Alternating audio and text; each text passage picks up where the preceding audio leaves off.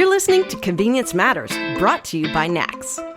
We'll talk about what we see at stores and what the future may hold for our industry. A few years ago, digital content was a nice-to-have offer. Now it's a need-to-have offer as part of your broader portfolio. We're going to look at how do you figure out what is the digital strategy and digital content that's right for you, and how can it supplement what you're already doing. Joining us today is Rick Sales. He's president of Abierto Networks, which of course means open in Spanish. And thanks for joining us today, Rick. Thank you, Jeff. Thank you for having me here today.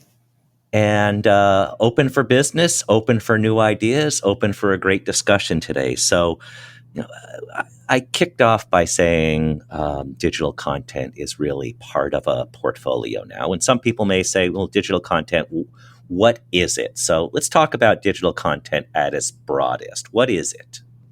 Right. So you are correct in saying that digital content today is permeates every part of our business and certainly every part of our retailers' business. And because it's so broad, people have misconceptions about it, and sometimes they don't understand, the nuances that some of these types of contents bring to the table. So I think it's interesting to look at companies that are what I call creative market leaders, and what kind of content do they produce and create? And I'm talking about folks like Sheetz, like Rudders, like Maverick, Cumberland Farms. These come to mind. These people have a lot of creative that they bring to market as they convey their brand messages, which are very powerful brand messages. So what do these guys have in common? Well, they all have internal teams, right? And these teams both create and produce this content, this mythical content that we're talking about. And this content includes both static and animated content. So, instead of just talking about the medium, let's talk a moment about the type.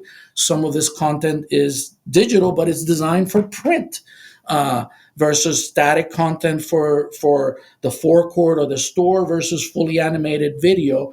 These teams tend to produce that range. And on top of that, that range is produced for web, for mobile, and for signage, in addition to print. And each one of these mediums has different requirements, different expertise, and different capabilities. Another thing that these teams have in common is that they're all skilled in the use of Adobe Premiere and the Adobe Creative Cloud suite of design tools. And finally, one of the interesting things that all of these teams do is that they all use experts. Even though they have great people in their team with great skills that can produce this broad range of content, they supplement their teams with experts to raise the level of their creative, and to be able to deliver on the brand promise. So they don't use the expert to outsource the creative. They don't replace their team. They use the expert to continue to refresh that team, to refresh the creative, and to move them down the path of customer preferences, which are always evolving, but still providing a consistent brand message. And you would ask yourself, why? Why do they do this? Why do they invest in these teams? Why do they invest in this creative? Like Jeff said at the beginning, it used to be a nice to have. It's a must have today. So why do they invest in these creative? And I would tell you, they do because the brand is everything. Okay. The brand messaging is the most critical, important messaging for a retailer, because this brand messaging drives how the consumer perceives them. So the creative team, therefore, has this incredible mission, right? Their goal is they are tasked with communicating the brand's promises and engaging the consumer through compelling brand messaging.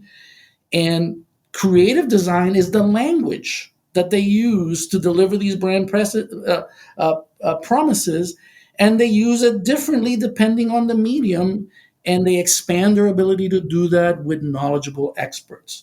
And this is why they are creative leaders in our industry. And we look at their content, we go to their stores and we go, wow, What an engaging experience. Wow, I didn't know. You go to a guy like Rudders, their brand message is why go anywhere else? They don't even have to print those words in the creative that is produced, because you read the creative, you go, why would I go anywhere else? It's what they're trying to do. And they're using that digitally creative language in a number of different mediums to deliver that message. So I went into a little more detail, Jeff, there, but I think it's a really exciting concept when we look at what the market leaders have done with their teams and how this creative really is the music that their consumers follow them loyalty with. They sing their tunes, they support their products, they visit their stores, and the creative really is the glue that brings it all together. Yeah, well, when we talk about digital, it reminds me of we used to have this conference called NACSTech, which looked at what is innovative in the technology world. And it was probably 15 years ago. We had Sir Tim Berners-Lee, who invented the World Wide Web, not the internet, the World Wide Web. Sure. And he was talking about the future, and he was saying that the future is pixels. And it is pixels are cheap, they can be swapped out, and I think got a lot of people thinking, because so many people are used to it was at the time a print world, but with digital, it allows you to do so much more quickly in how consumers consume things. So it can be social media, it can be website, it can be ads within somebody else's ecosystem. Then that translates to, once you get to the gas pump, how do you get that customer inside the store? And then once they're inside the store, how do you move them around to where you want them to be? And a few weeks ago, I was at a conference and I heard the branding expert talk about the exact things that you talked about. How do you make it where somebody is just a raving fan? And it's not like, well, that's convenient, there's a right-hand turn. But it's like, I need to go there because that's the only place that gets me. And I am going there because it feels like home to me. It's more powerful. And that's the power of the brand. Yeah, it's more powerful than the discount, because the discount gets you to try. The brand, as you said, is part of who I am. And the creative people, it's a big ask. It's a tall ask to hit those creative strings with messages that resonate, and to do it in a way that people cannot ignore it. So, you look at what you just described, you build a team together, and the demands are wide because there's different mediums, as you described. So how can an expert take a team that is broadly competent and really sharpen the edges in places where they can deliver results?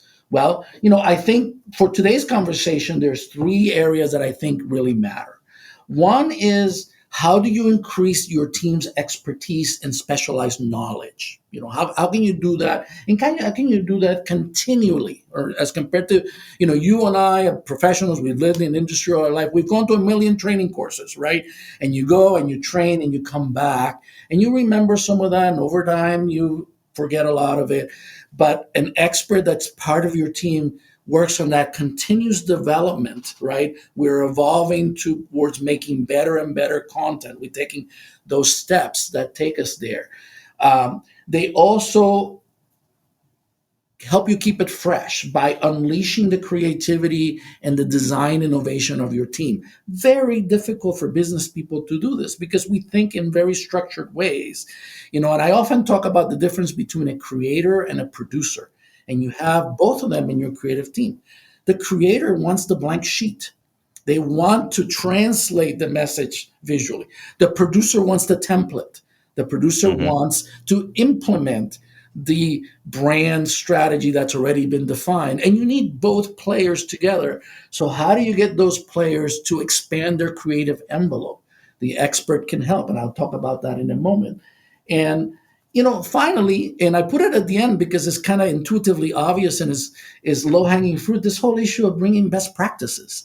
An expert looks at this every day, works on this every day, talks to different customers, and oh, surprise, experts use experts, right? We are a design expert here at Hmm. Abierto, and we have experts outside that we go to because while we're experts, for example, in video design and creating, we have a great competence there. Things are changing daily. I'm reminded of my software team, which is a very skilled expert team, and we have cloud experts because that's another space where everything is changing daily, and we need to know the best practice for putting things in the cloud, just like a creative team may need to know best practices. So these are three areas that Jeff, you and I may want to delve into a little more, understanding that the digital content is very important and knowing that the market leaders have these talented professionals. How do they use an expert to drill into these areas? Yeah, and I want to set that up and just go back to something you said a few minutes ago, talking about why people go to your location. We did a consumer survey earlier this year, and over the years we've constantly asked, would you go 5 minutes out of your way to save 5 cents a gallon? What we found this year, and this is coming off of $5 gas last year, we Yeah. asked that same question, and then we asked the question a little differently. Would you go 5 minutes out of your way to go to the store that you like? And more people would go 5 minutes out of their way to go to the store that they like than to say 5 cents a gallon. So when you talk about it's not discounts, Yeah. it is not discounts. We have data that shows that. And that's a perfect example in a transition, Rick, where I know some things. There's plenty of things I don't know. So when we do polling, it's not Jeff going out in the street and sticking a microphone on up to people. It's working with a polling agency that are experts in the field. Right. Makes me smarter. I'm able to save some time and resources. So let's dig into a little of the concepts that you talk about. Let's start out with the wider talent pool in terms of how working with experts can it's essentially the wisdom of the crowd to a certain extent, but it's as you said with going to conferences, you learn, and unless somebody is constantly reminding you, you tend to forget. Yeah, and I think it's really interesting, right? This whole issue of these teams, because like I said earlier, and you also highlighted just now, these are really great people, and it's one of the nature of the convenience store industry. We have great people in our retail clients. But you should take a moment, particularly if you're not a creative person, and have them give you a tour of Adobe Premiere. And you get in there and you're going to realize very quickly that there's a lot you can do with this thing. That in fact, you were talking about the little pixels, you can address every single individual pixel if you want to get to that level of granularity, right? So this is a really very powerful team. And we find that the members are competent on this tool, right? And they're very competent in the core elements. But then you get to something like After Effects. After Effects is a module designed for animation and video creation. We find that is rare that people have somebody that studied After Effects and is really has very strong skills in After Effects. But you know what? They all have the competence. They all have the competence. They all have the creativity, and they just need guidance because they understand Adobe speak. So here, this is something that we do a lot with clients, is working on their animation, because when the business part of the client comes to us, they're not only asking for excellent content, they're asking for transfer of knowledge. They're asking us to help them make their team better. And we love that. We love that environment to help the team better. And one of them is to say, hey, you already own the tool. You already licensed the tool. Let's squeeze the juice out of this tool and help your people to really take advantage of that. So you really give them this confidence. When you do that, they know that there's a lot that they can do now because they have people that know. And then you marry that with this whole issue of unleashing the creativity, right? So again, let's come back to this issue of the team has creators and producers, and the business has needs, and it's very easy to fall into a rut, and your content becomes stale, your content becomes dated, so stimulating the creativity is super important. And an expert can do this in two ways. When you're making new content, there's a phase called ideation. And ideation is a super critical phase. Ideation is where you translate the brand promise into images and into emotional call outs, and things that already are part of the brand definition, right? So an expert can be an independent external soundboard for your team during the ideation phase, because the business people, we are very cut and dry. Is that right? Is Hmm. that wrong? And that's really not helpful in ideation. They need to go into really strange places to walk out of those going, no, no, no, we don't want to do that. And an expert allows and enables that process, and can do it better than anybody else because they speak the same language and use the same tools. So this part of ideation, the expert can help a lot. And then beyond the ideation, the continuous evolution of the creative thought is something that the expert delivers to the team. It keeps pushing the team, says, hey, here's a new way of doing here. This is an emerging technology. This is a nuanced understanding of your audience. Your audience is evolving because your audience is exposed to a whole bunch of content from a whole bunch of mediums, and they're expecting more from your content all of a sudden because the content from GoPro or the content from General Motors or the content from Starbucks really rattled them and changed the way they look at content, right? So it's an area where you can be just as stagnant as in software. If you're building software, you really need to be aware how things are changing, because otherwise you end up building things that cannot scale. In creative, you need to understand how your consumers changing by the way they're being exposed to content, or you will become stale. So I'm sure you've been involved in this ideation phase, Jeff, and you know what I'm talking about. You got to go in the cave and think about this, and no phones, no spreadsheets, no email, and people who have done that in the past can facilitate that process, right? Yeah, absolutely. And there are times where it's like, okay, I want to do this. I'm all set to do that. And then something pops up and it's 15 minutes till your next team's meeting. And it's, there's Right, not going to be creative time happening right, today. right.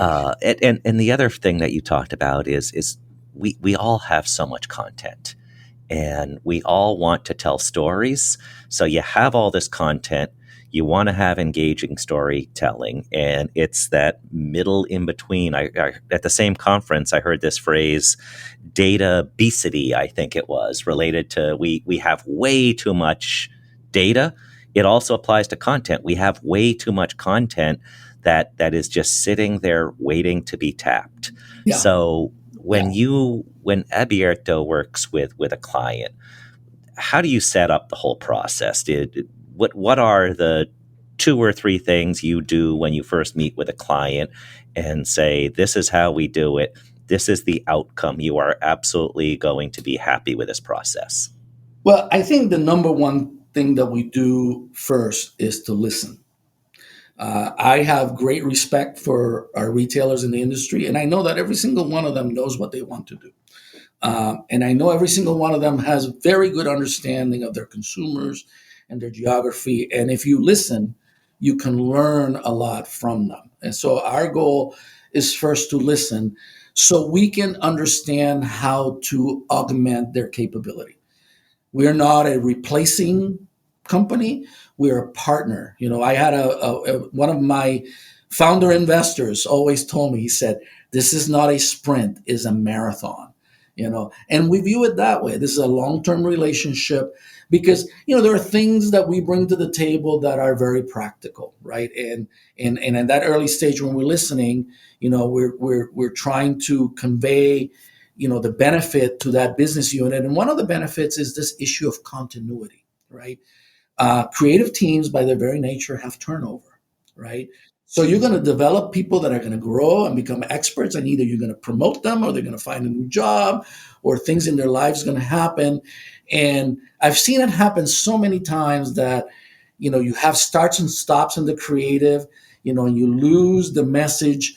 And one of the things that we bring is is that continuity that we know your team is going to evolve. So when we're early in the process, we're going to understand where you are and where you're going, right? Because we're a partner in helping you to get to where you're going. So if where you're going is that you're looking to have video content in your stores because you're introducing a new food offering, right? And you're looking for multi-screen display, and today you're making printed material, you're not even building animated material. We may have to be the people that build the content at the beginning, but if your mission is to develop your team, we're going to do that collaboratively with you. And then the technologies that you're going to bring to play. I mean, you talked about overload of content and overload of data. There is overload of technology also, and many retailers can be weary of technology because large technology companies have really not lived up to their brand promises. So being very clear about the technology and how you will use it is another part that we convey early in the process. There's a lot of best practices here, anywhere from, you take the average creative team can make beautiful video, right? A pretty reasonable bet when you go look at the compression of that file that 50% of those teams did not know how to adequately compress the video for distribution. This is a technology part of what they do. If you compress the video correctly, it will run better. You'll be able to distribute it better. The experience will be better for the consumer. You will be happier. So really addressing, making sure that the technology is not hocus pocus in the view of business. They understand the practical nature of is it going to save you time? Is it going to improve your accuracy? Is it going to free your team to be more creative? We want to ring these three bells for you, right? And we have to listen because in the way we ring these three bells is different for every client. Every client has different needs and different level of competence and different missions that they wish to accomplish. There's a lot of people that we work in digital menu, right, which is digital content, but it's a different animal, right? And you can talk about the different archetypes of a menu. When you sit down in a meeting, I often joke that marketing is an inexact science and everybody is an expert in marketing. So you have to be careful. You sit down in a meeting, everyone around the table believes that they're an expert. So helping them understand, hey, here are some archetypes out there in retail. This is the embedded floating photography style, and you can show different retailers and you can get to why do they use this tool. And then you can talk about what you're trying to do, and people who are trying to do what you're trying to do are using these tools. That's powerful for the discussion because you're still going to have your culture, you're still going to have your look, you're still going to have that personal identity. But when you understand purpose, you can say, oh, okay, I have this over a Steam table, or I have this over electronic order points, or I have this, this is a grab and go. When you get into that level of detail, everyone knows what they're trying to do. I said it at the beginning, they're super competent in their goals, and they can, and this is how we help. We enable by bringing those best practices to the table, freeing their teams to be creative in solving problems of process, structure, and technology inside of the company. So it can be a lot of fun. Yeah, and I think you hit it on the head when you said everybody's an expert in marketing. And part of the reason is, to a certain extent, marketing is opinions unless you tie it to the greater mission. And how many of us have been out there that said, I'll get to it if I just had more time. Right. And I think what we're talking about is how do you get that more time, define the mission, define what you're going to do, develop engaging content to have just raving fans. So let's kind of wrap things up here, Rick, and whether or not somebody decides that Abierto is a solution to address some of the things that are burning platforms for them. What is the one thing that you advise as people look at their digital strategy that they might want to take into account? And for those that are interested, how do they learn more about you? Thank you, Jeff. So I think this is really important, and I tell my salespeople this, I tell my team this. The retailer has to view their brand and their creative as an investment, not a cost. When you think of it as an investment, you're looking for a return. When you think of it as a cost, you're looking to minimize it, right? You need to think of it as an investment. We talk about it as an investment because it has a return for you. So I encourage you, if you're considering starting a program, changing your program, trying to move up to another class of creative, emulating whoever you believe is the creative market leader in your part of the retail world, I encourage you to start with that, to look at your creative and look at your creative people as an investment and not a cost, and then address them as an investment, and you'll see the return that you will get. And we'd love to help you with that. We'd love to learn more about your vision and what you think creatively your brand needs, and together with you explore how we can supplement your internal creative department with expert digital content and empower them to leverage their expertise, leverage our expertise, streamline their workflows, and not only be, creating digital content that is impossible to ignore, doing it in a scalable way where the quality is assured, and you can feel confident that every consumer that's walking into your store is going, wow. Because at the end of the day, really, this is what you're investing in, is that experience in your store, the person who goes, wow. So connect with me on LinkedIn. I am on LinkedIn. I post a lot of content there. I have a lot of friends on LinkedIn. We have some good conversations. Reach out to me. Visit our website at ab-net.us. You can learn about the different modules that we have. And send me a message. If you have a question. I've been in this industry, as Jeff knows, for a long time. I don't run any stores, but I consider myself part of the convenience store industry, and I love it. And I would just simply love to chat with you and hear what you have to say and hear your problem. And, if I can't fix it for you, I can certainly point you in a direction where you can get it fixed, because at the end of the day, better creative helps us all. So reach out to me. I hope to see you at NACS. NACS is going to be here soon. And continue to invest in your creative and go full bore on sending your brand message, because your consumers will love you for it. And Rick, customer experience, invest in your customer experience. If there's one thing to take away from that, we are focusing on customer experience at the NAC show and talking about how to elevate that. And this is a perfect conversation today. So thank you once again for joining us today, Rick. And thank you all for listening to Convenience Matters. Convenience Matters is brought to you by NACS and produced in partnership with Human Factor. For more information, visit convenience.org.